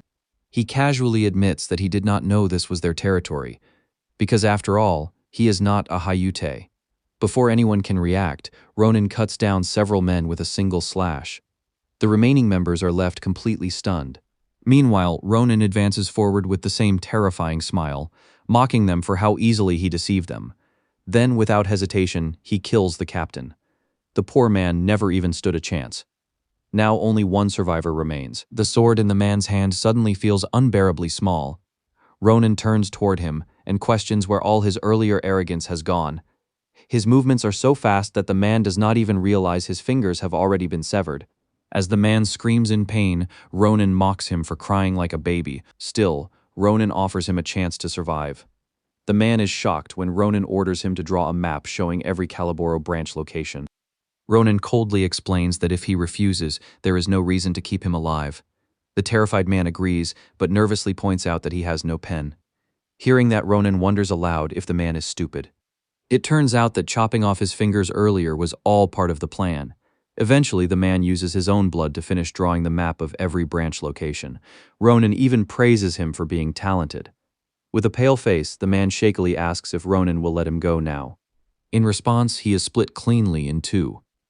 Of course, Ronan has no intention of sparing anyone who dared to try and kill him. The next chapter begins with Azel feeling sick, while Ronan tells him to stop overreacting, especially when he had already warned him beforehand. Azel can only apologize. Still, he admits the sight is shocking, as he never expected this to be the work of the Calaboro group. Ronan reminds him that this is exactly why he said letting the group live was a crime. Since they are already branded as criminals, Ronan reassures Azel that killing them would not bring any consequences. Still, Ronan notes something else. He doesn't know if he should tell Professor Varen. Unfortunately, the professor's dream bird was among the creatures killed by the Calaboro group. Just then, Ronan notices the dream bird egg starting to react. Ronan takes it out, and at the same time, Azel's pale face points towards something as he asks our protagonist about it. Both of them freeze as they watch the blood from the dead creatures begin flowing like droplets before them. Suddenly, it converges into some kind of wave.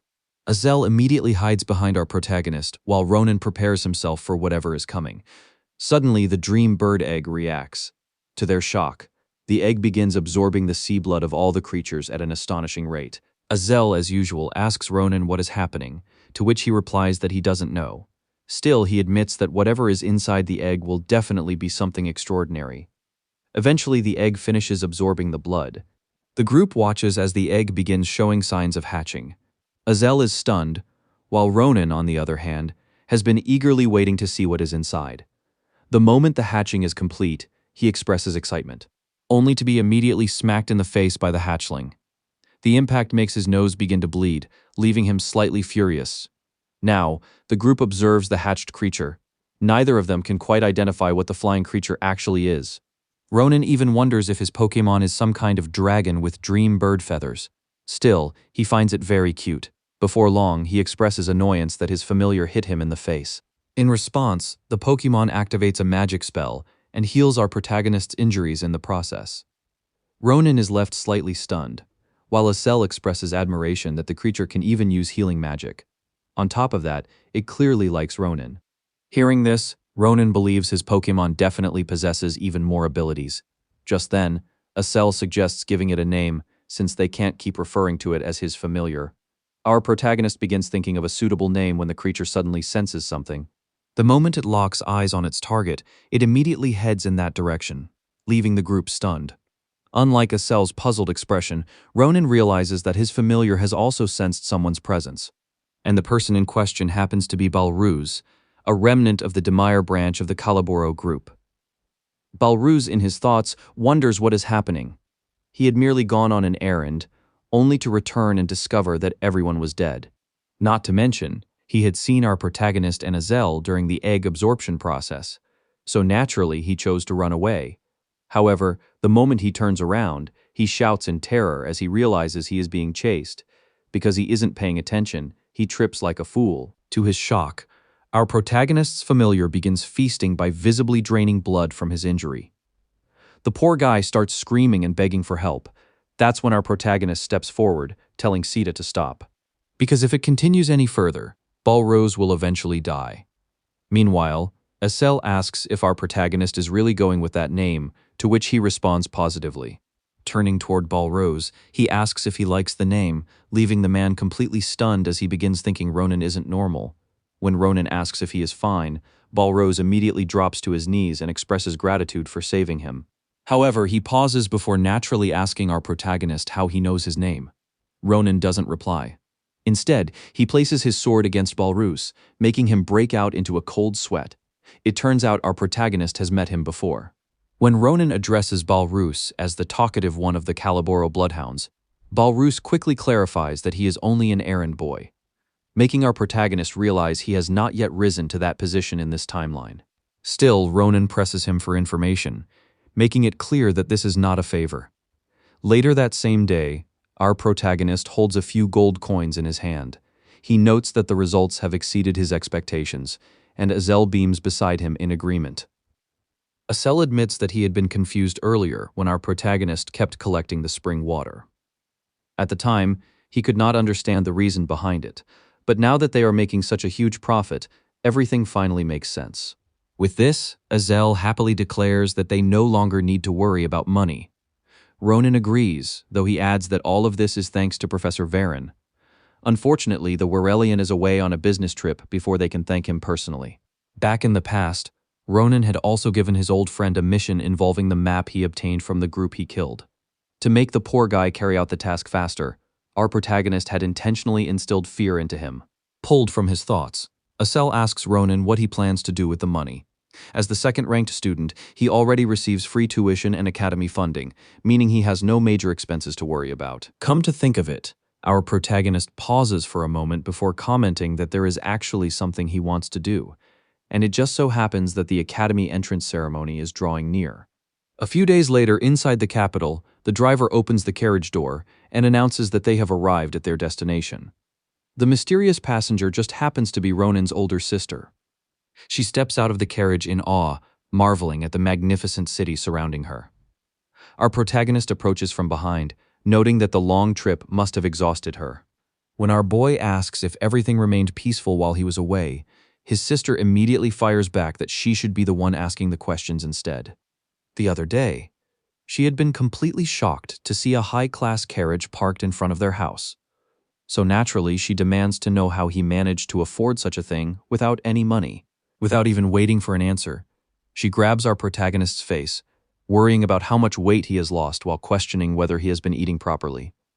Our boy reassures her that he has been eating well, bringing visible relief to her face. Just then, his sister notices Sita perched on our protagonist's shoulder and instantly finds the little creature adorable. The little guy politely responds as our boy introduces him as his new travel companion. Suddenly, our protagonist turns serious and urges his sister to hurry because time is short. She stares at him in confusion, wondering where they are rushing off to so suddenly. Taking her hand, our boy explains that once he enters the academy, he may no longer have the time, so there are several things he wants to do beforehand.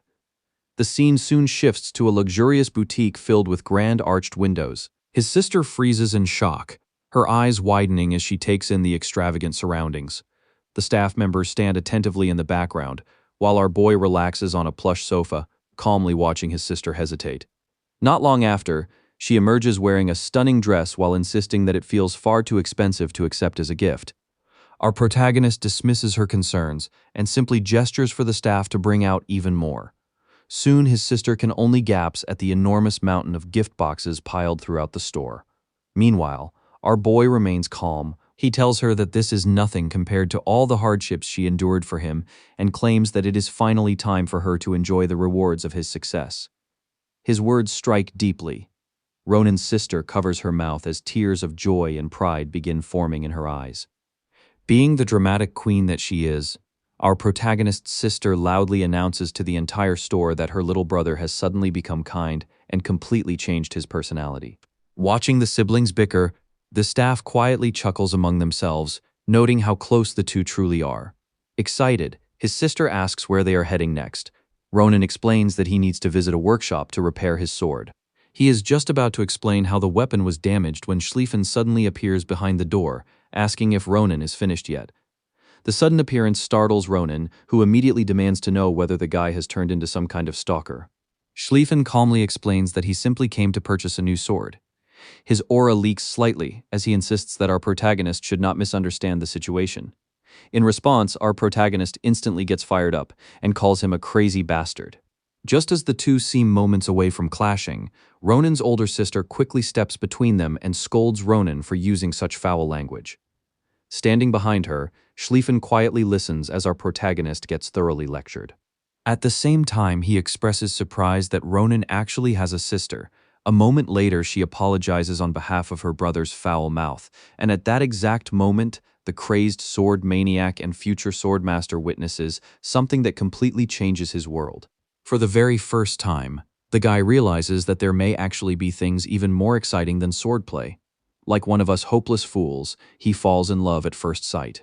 Seeing his stunned reaction, our protagonist's sister continues apologizing, which only surprises him further. Composing himself, Schlieffen quickly explains that he is actually the one at fault, meaning there is no reason for her to apologize. She immediately finds him extremely polite and kind. Now she sincerely hopes that someone like him can become friends with our protagonist. Meanwhile, our protagonist watches the entire exchange from the side with a completely speechless expression. Ronan becomes even more stunned when Schlieffen offers to compensate him for damaging his sword. Since he does not currently have money on him, Schlieffen instead hands over something unbelievably precious. The item, shaped like a compass, is the symbol of the Grancia family.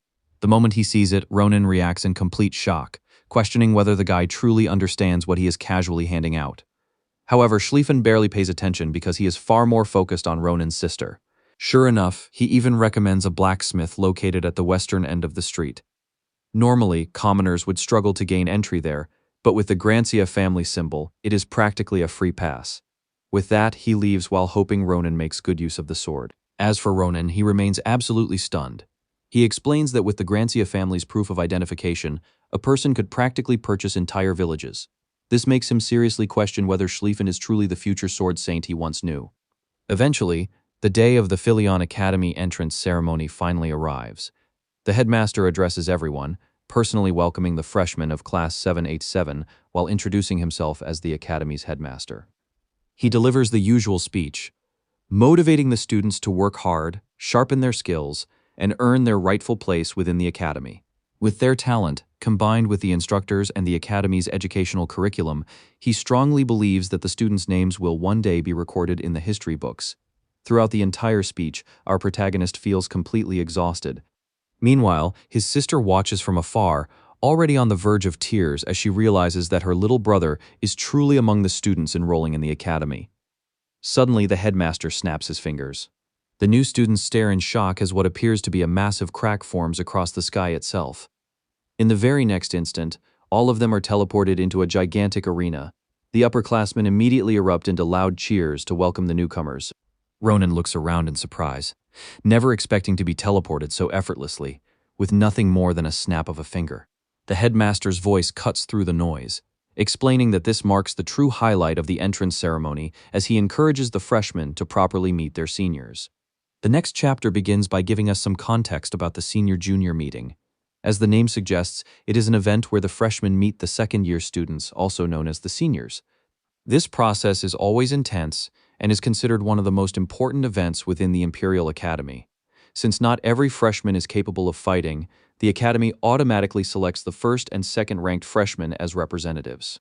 They are then assigned to face one of the 4 top second-year students, with each duel involving martial arts.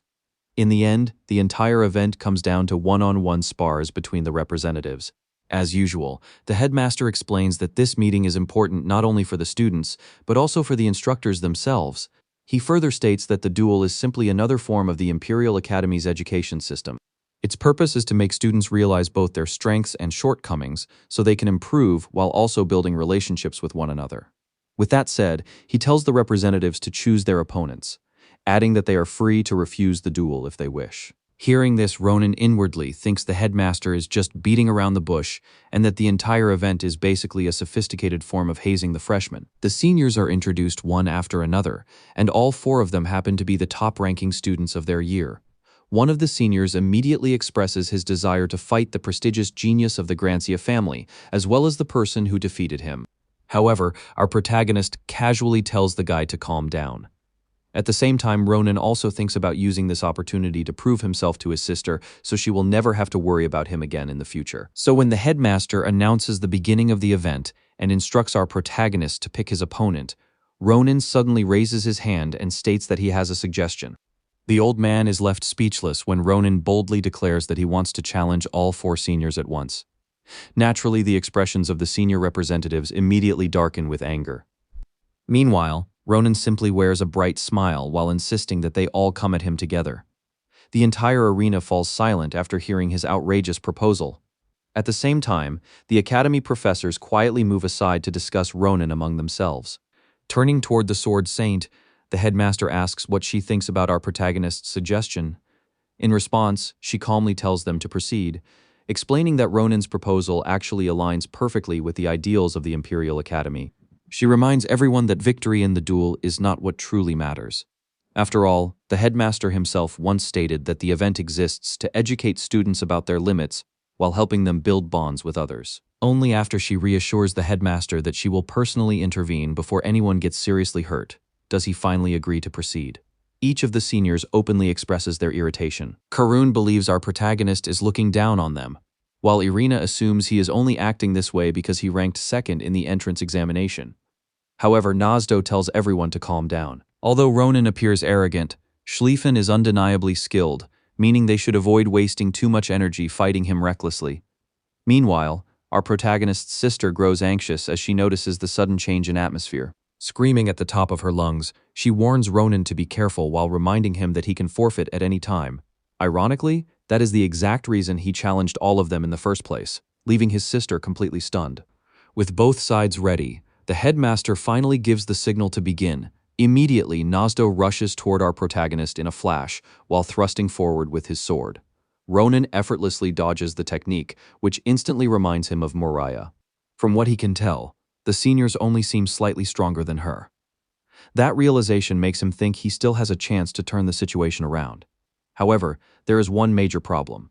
The seniors are attacking him with perfectly coordinated teamwork.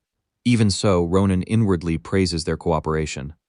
Suddenly, Braum appears behind Ronan with his massive sword raised high above his head before bringing it down with overwhelming force. From our protagonist's perspective, the entire arena slows down. He can clearly see that their next coordinated attack is designed to end the fight in a single move. After all four of them are charging at him from different directions at the same time. In response, our protagonist suddenly disappears from sight. Braum's strike completely misses. The group is left stunned. Irina cannot understand how our protagonist suddenly appeared behind them. However, Ronan has already landed a strike during the confusion. Just when he assumes the match is over, he is shocked to see Braum still standing while glaring at him furiously.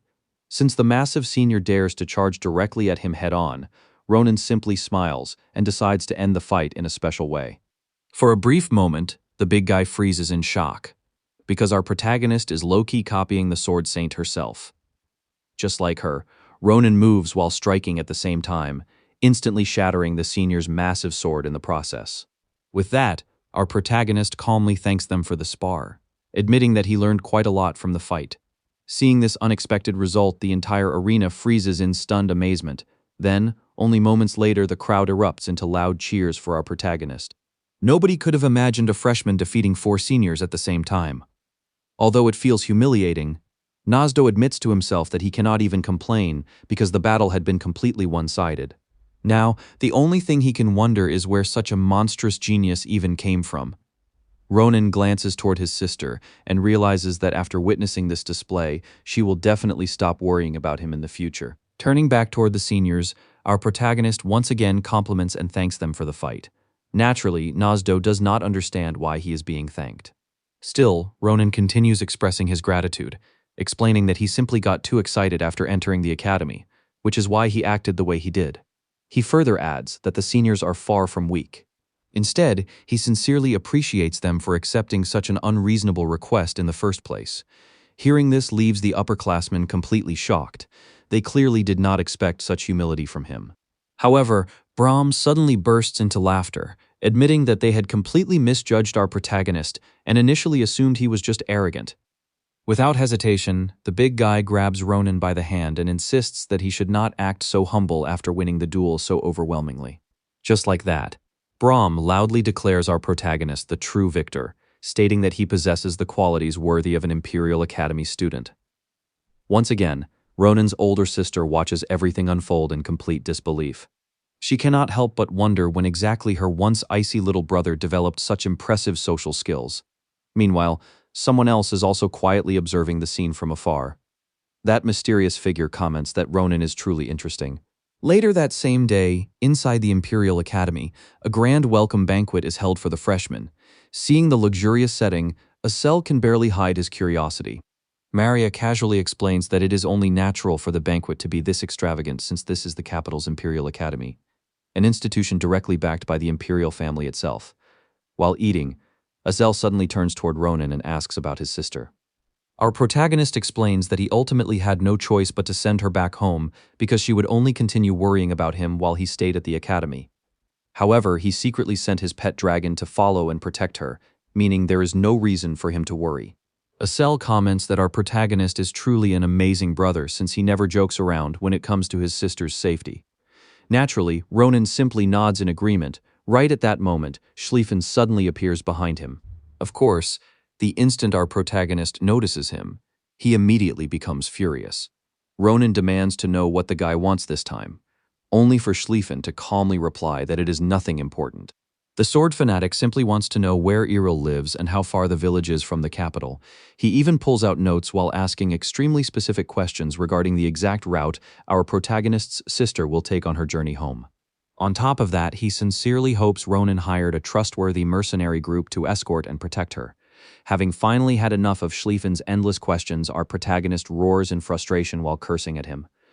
Unfortunately, Schlieffen completely misunderstands Ronan's last remark. The moment Ronan jokingly mentions a wyvern attack, Schlieffen immediately panics and desperately asks if that means the mercenaries and his sister could actually die. Meanwhile, our protagonist had only been speaking metaphorically, fully confident that she would remain safe no matter what. Yet Schlieffen is taking everything completely literally. So when Ronan finally asks why he is so interested in his sister and questions whether he plans to become her husband, Schlieffen instantly freezes like someone who had just been exposed. However, before he can awkwardly explain that he was merely concerned, another voice suddenly interrupts them. The newcomer calmly comments that she finds the entire scene extremely interesting. After all, she never imagined that the famous wolf of the Grancia family could be so talkative.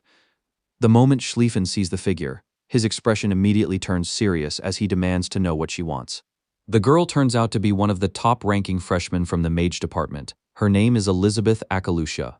With a polite smile, she tells Schlieffen not to misunderstand because the person she actually came to see is our protagonist. Naturally, Ronan looks confused. Meanwhile, Schlieffen senses something strange about her that he cannot quite explain. In the end, he concludes that the girl is probably up to something suspicious. Even so, he decides to leave her to her business. Before departing, Schlieffen almost suggests sending knights from the Grancia estate to protect Ronan's sister, but our protagonist immediately refuses and tells the love-struck idiot to get lost. At the same time, Asel quietly warns our protagonist to be careful around Elizabeth. He explains that she is extremely powerful and had completely destroyed her opponent during the senior-junior meeting. Hearing this, the girl calmly responds that those who bear claws must occasionally be taught a lesson. Ronan immediately tells her that he has absolutely no idea what she is talking about and insists that she get straight to the point. Smiling softly, Elizabeth comments that our protagonist is exceptionally talented, and that is precisely why she came to make him an offer. She reveals an object that resembles the Grancia family's proof of identification, though it is clearly different and belongs to her own family instead. With complete confidence, she waits for Ronan's response while noting that this is the kind of opportunity a mere commoner could only dream of receiving. What she offers Ronan is the Acalusius invitation. Unlike other noble families that prioritize bloodlines, Elizabeth's family focuses more on talented individuals. This is the very reason they became one of the two pillars of the empire. Interestingly enough, any commoner who receives one of these invitations is automatically adopted into the family. That is why it is called the Invitation of Acalusius. Elizabeth observes our boy's reaction and can immediately tell he already knows the value of what he has just received. Our protagonist does not deny it. He explains that he once learned about it from someone, and that remark takes him far back into the past. During his time as a common soldier, he once saw the same invitation. The Grand Commander had explained that with it, even a simple commoner like herself could automatically become part of the Akalusha household. That was how she adopted the household name. To qualify, one has to pass a certain test given by the patriarch. For someone like our protagonist, she believes it would be easy. Apparently, Elizabeth's original plan was to make Ronan a member after he atoned for his sins through accomplishments in war, because she already knew from the start that Ronan was talented. Since our protagonist already understands the value of the invitation, Elizabeth sees no need to explain further. She turns to leave, but not before telling him that if a born beast mingles among sheep, given enough time, the beast will eventually become one of them. In other words, he should not waste time hesitating. Azel finally lets out the breath she had been holding after Elizabeth leaves, while Ronan remarks that people like her can simply do whatever they want. Still, it was not a bad outcome, because he now has a way to contact them. We already know that the Imperial Academy is a prestigious institution, backed by the imperial family, boasting enormous resources and exceptional instructors. However, it is also explained that a student's grade determines the kind of environment they will live in. The dormitories are a perfect illustration of this. Nadia Hall is reserved for intermediate-ranked students. Although it is not luxurious, students there are treated as if they were boarding a second-class flight. On the other hand, Kratir Hall is reserved for the lowest-ranked students, making up nearly 30% of the academy population. As usual, the first day of assignment to this dorm begins with someone shouting in outrage. The guy points at the dorm and asks if they truly expect nobles to live in such a shabby place. The staff member remains composed. Clearly, this is not his first rodeo. He points out that he is not even a staff member assigned to Kratir Hall. Worse still, he reveals that 4 students are expected to share one room, and even the showers and bathrooms are communal. Ignoring their shocked expressions, he calmly explains that these are simply the academy's rules. However, if they remain entitled and refuse to work hard, they should prepare themselves to spend all their academy years in this shabby dormitory. Finally, we shift to the hall assigned to the top-ranking students, Nabardozer Hall. The room is nothing short of a high-end presidential suite. While exploring and admiring the room, our protagonist's eyes land on several documents placed neatly on the table. He quickly realizes they are class registration forms, something that had been explained to them earlier. He knows the importance of adjusting classes during the first year, and that taking too many classes is usually not the best choice. Even after knowing all of this, our protagonist still signs up for a huge number of classes. Well, since he is already at the academy, he might as well take full advantage of every class he wants. So the very next day, during his first class, our protagonist is confronted by a grim-looking, basic swordsmanship instructor who tells him that he cannot attend the class. Our protagonist looks genuinely confused. Seeing his panicked expression, the instructor casually reveals that he was only joking. However, he quickly clarifies that Ronan truly does not need to attend the class anymore, because he had already flawlessly demonstrated the Empire's basic swordsmanship technique. Based on academy rules, our protagonist will no longer attend the class, because he has already mastered and surpassed that level. Not to mention, his presence alone would only demotivate the rest of the students. The instructor happily tells him to move on, though he warns him not to get ahead of himself. However, later that day, our protagonist begins questioning what exactly is going on. Apparently, he effortlessly passed every class assigned to him that day with ease, meaning he would no longer need to attend any of them. Of course, this leaves Ronan extremely frustrated. Just then, someone approaches him in the middle of his tantrum. Ronan is surprised to see the Sword Saint herself. It turns out she overheard everything, and can already tell that Ronan completed all his classes in a single day. Ronan admits it and wonders aloud if this is truly how his academy life is going to be. Nabaruz listens to him while secretly thinking to herself that she never imagined a student could complete all their classes in a single day. However, she is not that surprised. In fact, she believes it is only natural for someone like Ronan, who copied her technique after seeing it just once. Remembering her previous remarks during the practical exam, she tells our protagonist that she cannot ignore his current situation any longer. Then, she orders Ronan to hand over his sword. Ronan complies, though he openly expresses his confusion. But in the very next moment, a blast shoots past him and explodes behind him. Apparently, the Sword Saint was merely testing his weapon, and that was all the sword could produce. She explains that Ronan's sword can barely even be called a weapon, and that it is only holding him back. Reaching for her own blade, she tells Ronan to watch carefully. With nothing more than a quick draw, the resulting power is several times greater than the previous attack, even though she used Ronan's sword. Returning her blade to its sheath, she asks Ronan if he finally understands what he is truly lacking. Apparently, the one thing he is lacking is a proper weapon. He had always considered weapons to be something expendable. However, that thought shatters the moment he witnesses the Sword Saint's swift strike. Even so, he tries to comprehend what she did. Our protagonist knows he used the very same sword strike, yet for some reason her power was far greater than his own. Instructor Nabarosi begins by saying that one breath and a handful of strength are meaningless concepts, especially in battle when someone's life is on the line. She also points out that even if Ronin is eventually able to use mana, it is essential for him to find a proper weapon. Obviously, this is something our protagonist understands well, considering he still cannot use mana himself.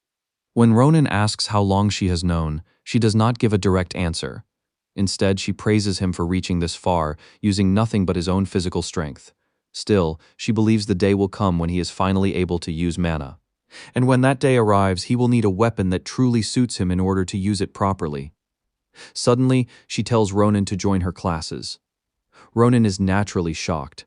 She usually tutors only upperclassmen, but she explains that once our protagonist obtains a proper weapon, she is willing to make an exception for him.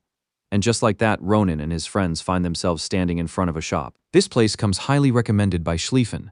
Azel cannot believe that the run-down building before them is actually a forge. Maria agrees, pointing out that the structure looks so shabby it could collapse at any moment. Naturally, they begin to wonder if Ronin is certain they are in the right place. He confirms it without hesitation and insists they head inside. Maria wastes no time commenting that the interior somehow looks even worse than the exterior. Just as Ronin is about to lose his patience, a beastman suddenly appears, wondering why it has become so noisy. Standing before the kids, the werewolf demands to know their identities. Of course, Azel immediately begins to panic when the beast insists they state their business. Ronin does not answer right away because he is too stunned to see a werewolf working inside a forge. Growing irritated, the wolf asks if the children are deaf. Before he can continue, Ronin shows him the Grancia family's proof of identification and explains that they came to buy a sword. The wolf immediately realizes that he was sent by Schlieffen. However, he falls silent as he carefully inspects our protagonist and his friends. The wolf notices that every one of them, except Ronin, possesses mana. Our protagonist is stunned when the wolf questions the authenticity of the token, claiming that even if it is real, he does not care. Acting dismissive, the beast tells them to leave, assuming the information has somehow leaked out. That statement nearly gives Ronin a valid reason to snap. Suddenly, the wolf pauses as if he has remembered something. With a vicious grin, he reveals there is another way he could deal with them. Once again mistaking Azel for a girl, the wolf points at him and demands one of his arms as payment for entry. At this point, the poor guy looks ready to wet himself while desperately begging Ronin to do something. As a result, Ronin narrows his eyes and tells the werewolf that he has just crossed the line. Without hesitation, he thrusts his sword toward the wolf's chest, sending him flying back several meters. Ronin is not surprised to discover that the wolf is wearing invisible armor because he sensed it earlier. Staring furiously at the werewolf, he declares that his specialty is shattering things. Hearing this, the wolf finally cracks and admits that the whole thing was merely a test. When Ronin questions what he means, the werewolf explains that it is simply a protocol used to verify the skills of people they have never met before. The wolf shamelessly plays the victim, insisting he was only doing his job while also wanting to test his invisible armor. Seeing that our protagonist still doubts him, the werewolf further explains that it would be strange not to verify the identity of someone sent by the Grancia family, and if Ronin still does not believe him, he can simply ask Schlieffen himself. Even so, Ronin points out that the wolf nearly got himself killed. The werewolf awkwardly agrees, admitting that he may have gone a little overboard. Turning toward Azel, the werewolf suddenly puts on a bright smile and apologizes. However, even when the wolf insists that he does not eat people, Azel chooses to keep his distance. As expected, the werewolf has already left the poor boy traumatized. Regardless, the wolf finally introduces himself as Didikon, an apprentice at the forge and occasionally its gatekeeper. Since Ronin and his friends came looking for a weapon, Didikon decides to take them to the main forge. Once they enter an isolated room, the wolf activates a hidden mechanism and tells the children to prepare themselves mentally. To their surprise, the room turns out to be an elevator, and our protagonist along with his friends begin descending underground. Eventually, they arrive at the true forge, the Grand Carpadoki. Our protagonist is naturally amazed, wondering how anyone could build something this massive beneath the earth. Didikon tells him not to hold back his excitement because, after passing the test, he has decided to take full responsibility for them. In other words, he is not merely bringing Ronin and his group to the main forge. He is personally taking them to meet the greatest craftsman in the capital.